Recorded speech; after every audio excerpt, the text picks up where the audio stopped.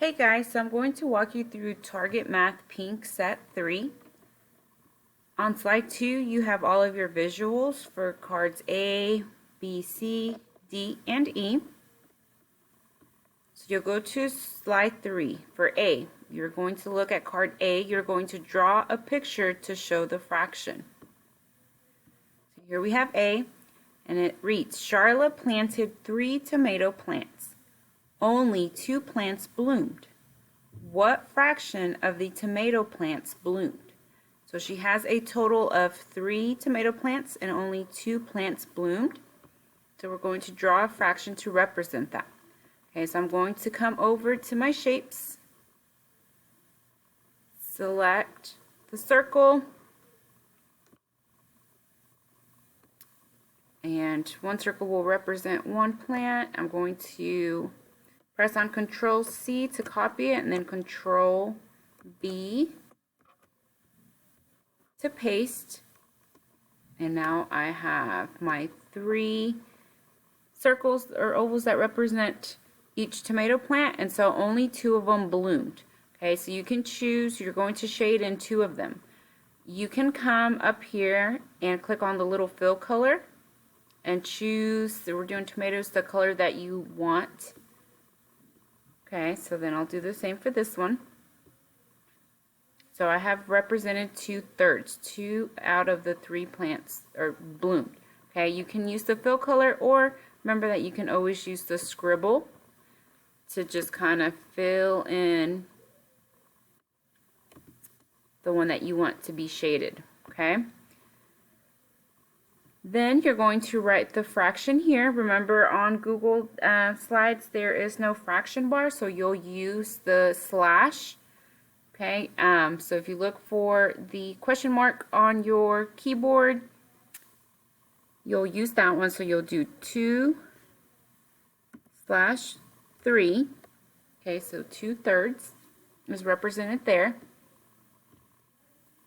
Then we go over to card B. So for card B and C, we're going to use the equation 8 divided by 2. We're going to copy and fill in the equation, right? So 8 divided, and fill in 8 divided by 2 equals 2. Or sorry, not 2. 8 divided by 2 equals 4, so you'll type in 4. For C, we're still using 8 divided by 2, which equals 4, but we're going to write the fact family. Okay, so we already have 8 divided by 4. So the facts family would be 2 times 4 equals 8.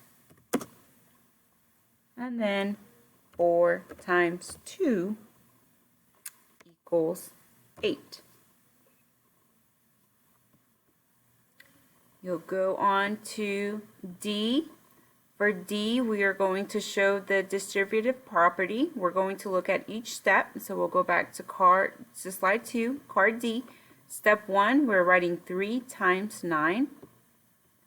So we'll type 3 times 9. Step 2, we're writing 3, and then we are breaking apart the 9 and showing it as 4 plus 5. Okay, so then you'll go back here, do 3, breaking apart the 9 as 4 plus 5. For step 3, go back here. Step 3 is wanting us to multiply 3 times the first digit and then 3 times the second digit. Okay, so we'll do 3 times 4 and then 3 times 5. For step 4, we are going to solve 3 times 4, so we're going to solve the first equation in the parentheses, and then we're going to add that to the answer to the second equation inside the parentheses. Okay, so we do 3 times 4 3 times 4 equals 12. And then we're adding it to our second equation in parentheses, 3 times 5, which equals 15. Now we add 12 plus 15, and that equals 27. All right, for E, we're going to circle the properties shown. So we're either going to circle the multiplication cumulative, multiplication associative, addition cumulative, or addition associative, or the distributive property, which we just did here. Okay, so we're going to look at E. For card E, we have 4 plus 2 plus 3 equals 4 plus 2 plus 3. So I noticed that it's the same digits, same equation, right? You get the answer. The answer is the same whether you add 4 plus 2 first or if you add 2 plus 3 first.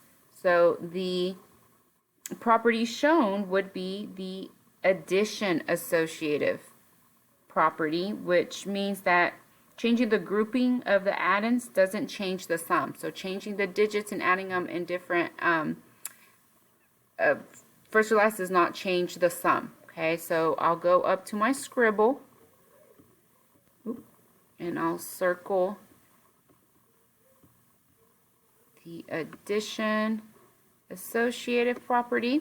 Okay, and then I'm going to solve for it. So I'm going to solve for 4 plus 2, which equals 6, plus 3 equals 9.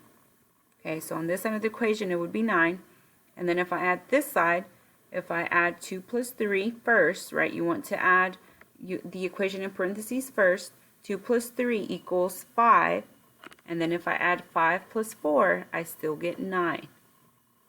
So we type in 9.